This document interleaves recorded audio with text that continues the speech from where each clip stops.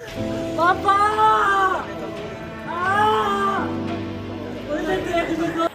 27 अगस्त को रोहतक में एक पहलवान के घर हुई गोलीकांड में पूरे इलाके में सनसनी फैल गई। इस गोलीकांड में 4 लोगों की मौत हो गई। किसी को कुछ समझ नहीं आया कि यह कैसे हो गया और किसने किया, लेकिन इस घटना से ज़्यादा लोग जब सन रह गए जब इस घटना को अंजाम देने वाला व्यक्ति उस घर का बेटा निकला तो लोगों की पैरों की तले से जमीन खिसक गई। इस घटना में प्रदीप व प्रदीप की पत्नी बबली, बेटी नेहा, प्रदीप की सास रोशनी को गोली मारकर मौत के घाट उतार दिया। इन 4 हत्याओं की गुत्थी सुलझाने पुलिस की 5 टीमें रात दिन काम कर रही थी। आखिरकार पुलिस को सफलता मिल ही गई। इस हत्याकांड का राज जब रोहतक वासियों को पता चला तो उन्हें विश्वास ही नहीं हुआ कि प्रदीप का इकलौता बेटा 19 वर्षीय अभिषेक ही कातिल निकला। इस घटना के बाद लोगों में चिंता का विषय बन गया कि आखिर आज खून का ही खून दुश्मन निकल गया। पुलिस अधीक्षक राहुल शर्मा ने मीडिया को संबोधित करते हुए कहा कि अभिषेक पर संदेह होने पर उससे गहनता से पूछताछ की तो उसने सारे राज उगल दिए।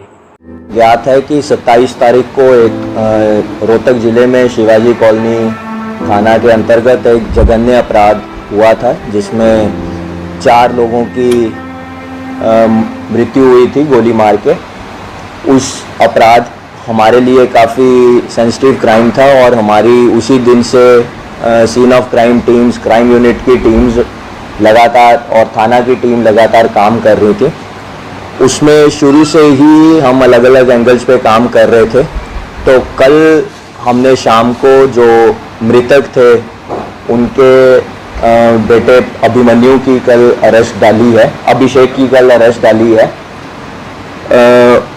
इस केस में आज अभिषेक का हम पुलिस रिमांड सीख करेंगे और वेपन जो प्रयोग किया गया है उसकी रिकवरी करेंगे, सीन ऑफ क्राइम को रिकंस्ट्रक्ट करेंगे और जो ये मर्डर की इंटेंशन थी उसको जानने की कोशिश करेंगे कि किस वजह से इस अपराध को अंजाम दिया गया है। अभी तक हमने इसमें सिर्फ अभिमन्यु की अरेस्ट डाली है, अभिषेक की अरेस्ट डाली है।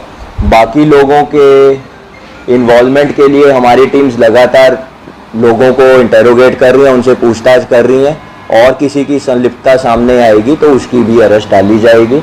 मेरी पूरी कोशिश है कि इस केस को हम जो भी चेंज हमारी बची हुई हैं उनको जल्दी से जल्दी जोड़कर इस केस को हम अंजाम तक पहुंचाएं और इसको चार्जशीट करें ताकि इसकी ट्रायल जल्दी से जल्दी शुरू हो सके। अब आप लोगों के कोई प्रश्न हो तो वो मैं देखिए अभी तक की, क्योंकि हमने इसकी कल रात ही गिरफ्तारी डाली है, तो अभी तक की पूछताछ में फैमिली में कुछ तनाव था, वो अलग अलग रीजंस को लेकर था जिसमें अभिमन्यु का पर्सनल, अभिषेक का पर्सनल कंडक्ट भी है, फाइनेंशियल रीजंस भी हैं और कुछ और रीजंस भी हैं। तो अभी मेरे लिए काफ़ी जल्दबाजी होगी एक पर्टिकुलर रीज़न को फिक्स कर पाना कि इस रीज़न के कारण उसने इस वारदात को अंजाम दिया। कोई तो ऐसा कारण होगा कि इस पे शक गया कि इसी ने हत्या की। देखिए वो हमने मौके के पास की सीसीटीवी कैमराज, टेक्निकल डिटेल्स और ह्यूमन इंटेलिजेंस काफ़ी हमारी टीम्स ने एकत्रित करी है।